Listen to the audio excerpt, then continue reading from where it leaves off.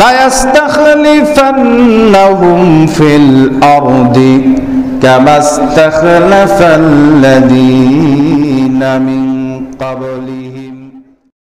আসসালামু আলাইকুম ওয়া রাহমাতুল্লাহি ওয়া বারাকাতুহু। প্রিয় ভাই, আপনি জানতে চেয়েছেন যে ব্যক্তি রোজা রেখে মারা গেল, অর্থাৎ তার অসুস্থতার কারণে সে রোজা রাখতে পারেনি কিন্তু মারা গেল, এমত অবস্থায় তার পরিবার তার পক্ষ থেকে সিয়ামগুলো রেখে দিতে পারবে কি? হ্যাঁ, অবশ্যই পারবে। মনে করুন আপনার বাবা কিংবা আপনার কোনো আত্মীয় 5টি রোজা না রেখে মারা গেল অসুস্থতার কারণে, তাহলে তার পরিবার তার পক্ষ থেকে রোজাগুলো রেখে দিলে আদায় হয়ে যাবে।